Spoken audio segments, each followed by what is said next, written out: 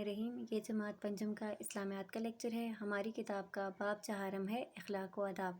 آج ہم دوسری سماعی کا سبق نمبر 7 پڑھیں گے، جس کا نام ہے رواداری۔ رواداری کے لفظی معنی ہے لحاظ کرنا، رعایت کرنا یا مان لینا۔ دوسرے الفاظ میں کسی بھی معاملے میں اگر لوگوں کی رائے مختلف ہو تو جس کی رائے زیادہ اچھی ہو اسے مان لینا اور دوسروں کی رائے کا احترام کرنا رواداری کہلاتا ہے۔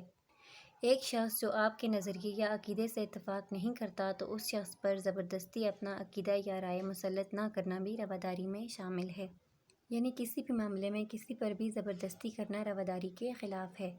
اب دین میں جبر نہیں، جبر بولتے ہیں زبردستی کو، دین میں کوئی زبردستی نہیں۔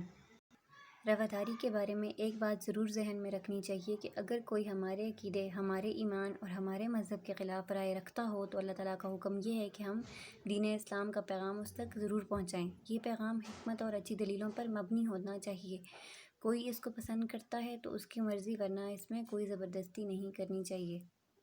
ارشاد باری تعالیٰ ہے لا اکراہ فی الدین، جس کا ترجمہ ہے دین میں کوئی جبر نہیں، یعنی دین میں کوئی بھی زبردستی نہیں۔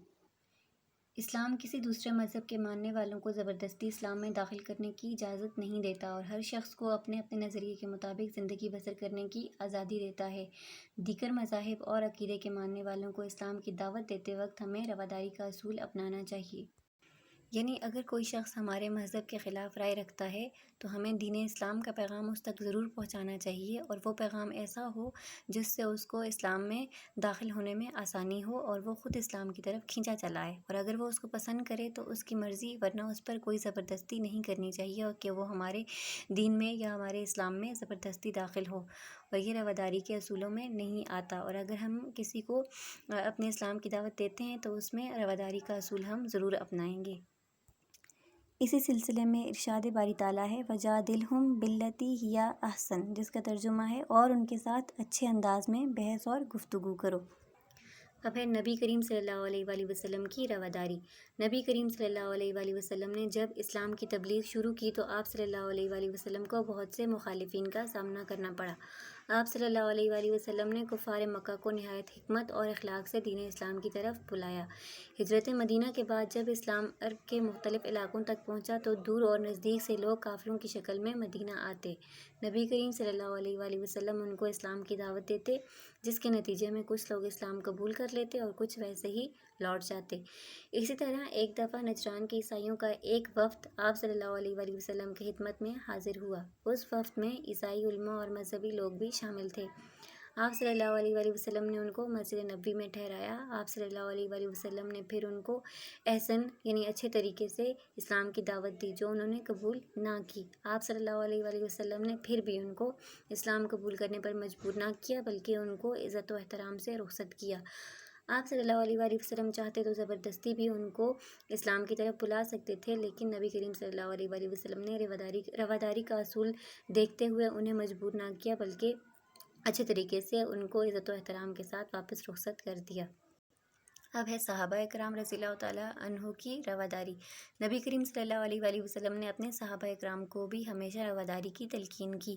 خلفائے راشدین کے دور میں مکمل مذہبی آزادی حاصل تھی۔ تمام مذاہب کے ماننے والوں کو نہ صرف اپنے اپنے طریقے سے عبادت کرنے کی آزادی تھی، بلکہ ان کی عبادت گاہوں اور مقدس مقامات پر جہاں وہ عبادت کرتے تھے ان کی بھی حفاظت کی جاتی تھی۔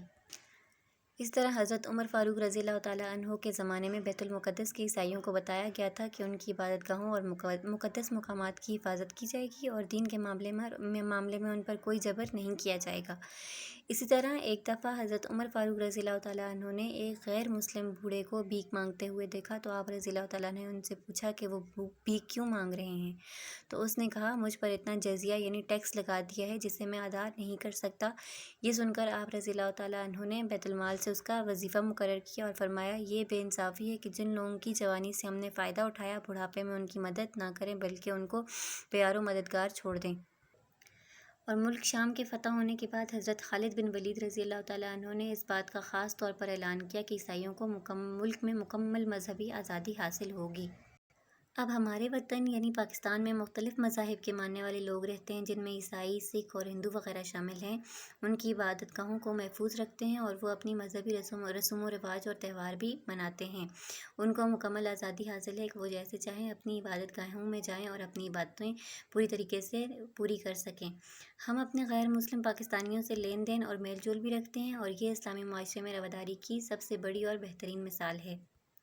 اسی طرح مسلمانوں نے برصغیر پر 1000 سال حکومت کی، لیکن وہاں کے کسی ہندو کو بھی زبردستی اسلام قبول کرنے پر مجبور نہ کیا۔ اگر مسلمان چاہتے تو وہ تمام ہندوؤں کو اسلام کی دعوت دیتے اور ان کو زبردستی اسلام قبول کروا دیتے، لیکن انہوں نے کبھی بھی کسی پر ظلم نہیں کیا اور نہ ہی ان کو مجبور کیا کہ وہ اسلام میں داخل ہوں، ورنہ برصغیر میں کوئی بھی ہندو نظر نہ آتا۔ لیکن ہمیشہ مسلمانوں نے رواداری کا اصول قائم رکھا اور ہمیشہ سب کو مکمل مذہبی آزادی دی گئی کہ وہ جیسے چاہیں اپنی عبادتیں کر سکتے ہیں۔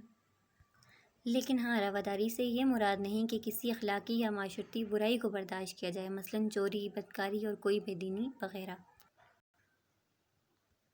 اب لیکچر کے بعد آپ کو پیج نمبر 103 اور 104 پر جو MCQs دیے گئے ہیں وہ اپنے اپنی کاپی پر نیٹ اینڈ کلین کرنے ہیں، اور اسی طرح آپ کو جو نوٹس ملیں گے وہ بھی آپ نے نیٹ اینڈ کلین اپنی کاپی پر لکھنے ہیں اور ان کو یاد بھی کرنا ہے۔